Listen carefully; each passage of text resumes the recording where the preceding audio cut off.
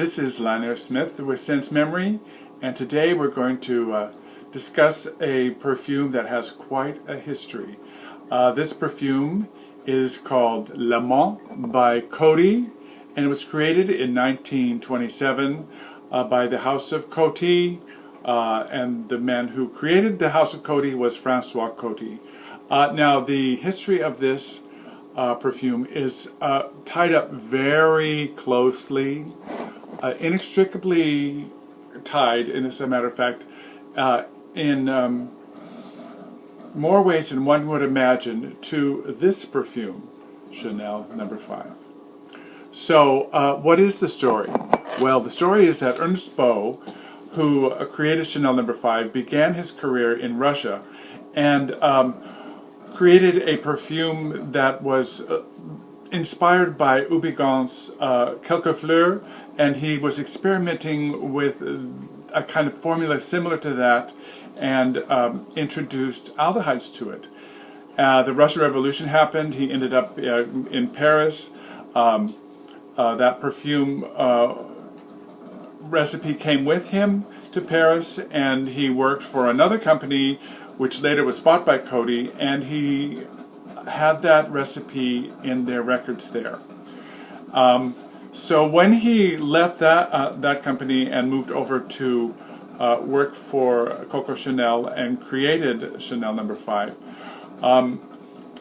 Coty, of course, and many other companies, when the success of Chanel No.5 became so spectacular, tried to create their own versions, and Coty had the formula. So what Coty came out with was what they were hoping would be a lighter version, a more accessible version, and a less expensive version of Chanel No.5. Now today, many people, when they smell L'Amant or Chanel No.5, always say it smells grandmotherly. So let's look at what that means. When someone says that a perfume smells grandmotherly, they're usually saying that because they associate an older perfume with an older person in their family, their mother or their grandmother. And so old-fashioned or classic perfumes will have a sense memory connotation to their grandmother or their mother. When in fact, what we need to do is inspect what these grandmothers were. Now, at the time that L'Amant was created, it was the Roaring '20s, and the women who wore L'Amant and Shalimar and Chanel No.5 were in fact the mothers of feminism. They were the first women to cut their hair short in 2,000 years. They were the first women to raise skirts above the ankle.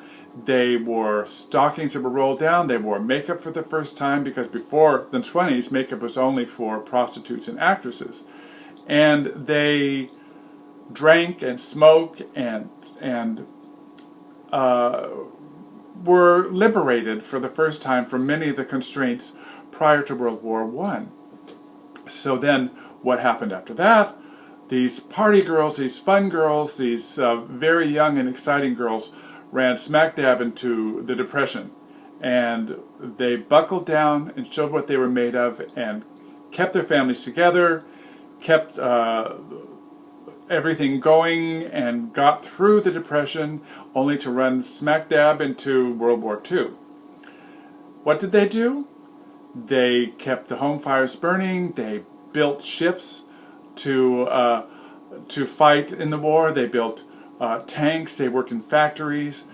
They were an amazing generation of women. These were our grandmothers who wore these incredible scents like L'Amant or Chanel No.5 or Shalimar. So when you say something smells grandmotherly, there's quite a connotation of some spectacular women behind it. So the notes in L'Amant are top notes of bergamot, neroli, peach, aldehydes. The middle notes are geranium, rose, orchid, jasmine, ylang ylang, and the bottom notes are vetiver, musk, vanilla, sandalwood, tonka bean, and cedar. Now it smells. It opens, of course, with a blast of aldehydes, just as Chanel No. 5 does, and it is bright and a little soapy and hypnotic. It just really grabs the imagination and fills the room with a feeling of sensual, sexual playfulness. Now, in comparison, Chanel No. 5. Today, this was supposed, Lamont was supposed to be a lighter version. Well, in fact, today it's jazzier, it's brighter than Chanel No. 5. Chanel No. 5 is like Georges V hotel in Paris and the Place Vendôme and Champs-Élysées and all of the elegant shops along the Rue Saint-Honoré. But Lamont is more like the left bank. It's jazz clubs and fun. It's more fun than Chanel No. 5 and a little more accessible, I would say. So overall, I enjoy the history of this perfume, and it's got, even though people say grandmotherly, I think it is very modern and very wearable. It has a wonderful peach tone that gives it a slight fruitiness, and then the wonderful jasmine and rose in the center really work together. I think what makes it a little more rough compared to Chanel No. 5 is that Chanel No. 5 uses really expensive ingredients from Grasset, and I have the sneaking suspicion that Coty uses a cheaper version of the rose, and the jasmine is certainly not a Grasse jasmine. So basically, I would say that it's a perfume that could be worn by any woman at any age, in my opinion. It has a certain youthfulness with that peach that could be related to a little bit of a fruity floral, but it carries through in sophistication and fun into an adult kind of feeling that I think anyone could wear from 16 to 60 or beyond. The bottle is really quite beautiful and harkens back to the 1920s and its history, and I just think it's great. Le Mans has a very explosive sillage, I would say. It is very... It's just a huge bubble. So when you wear it, then they'll know you're coming.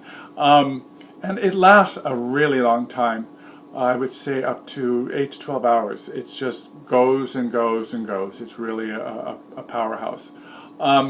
So you have to keep that in mind when you apply it. It's something that you don't want to bathe yourself in. And can a man wear it? Yep, I think he can.